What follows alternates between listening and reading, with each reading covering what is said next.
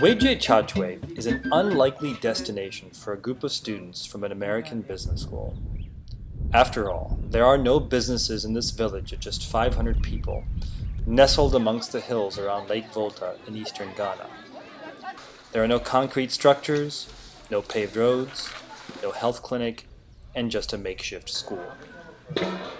NYU's Stern International Volunteers, also called SIV, chose to work here because the people of Weijie Chachwe were committed to their future, to build their community, to try the impossible.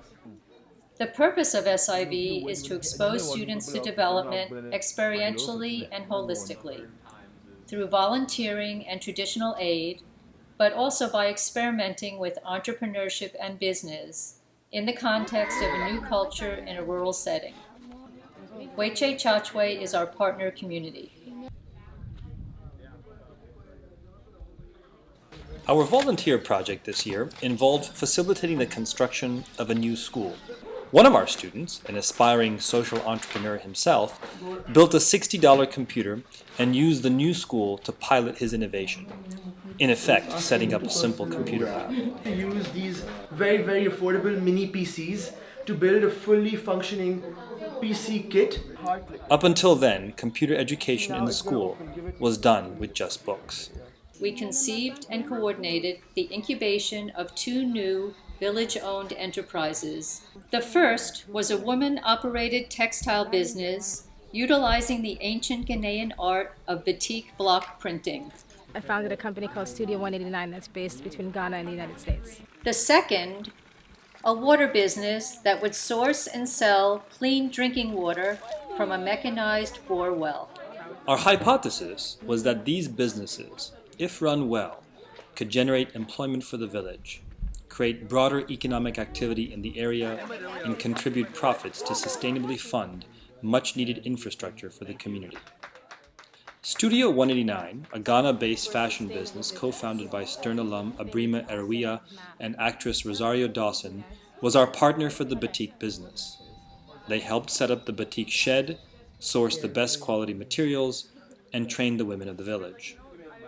SIV students helped acquire retail customers in New York, develop a business model, and created systems for accounting and governance. This community of 500 some odd people is gonna basically start a business. And our class was responsible for designing the business model for this village-owned enterprise. Clean Water for Everyone, set up by NYU alum Abby Wamimo, helped construct the mechanized bore well. Here again, workmen from the village contributed to the project. SIV students surveyed the village and nearby villages to understand consumer demand for clean water and pricing. They also developed a business model and helped create systems for accounting and governance. It was for Weijie Chachwe to decide how they would run these businesses over the long run, and they more than rose to the occasion. The Elderly Council appointed a board for each business, each comprising a majority of women. Each board appointed a CEO, bylaws were drafted, and board responsibilities were allocated. At the best of times, the odds are stacked against new businesses. What would be the chances of success in a remote location like this? But we learned that the language of business is universal, and instinct and intuition go a long way. For most of us, SIV is a life-changing experience.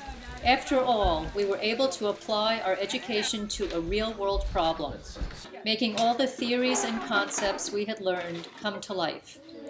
By working deeply in a microcosm, we were better able to see the bigger picture. We all have epiphanies and realize that whatever we do, we must make life count.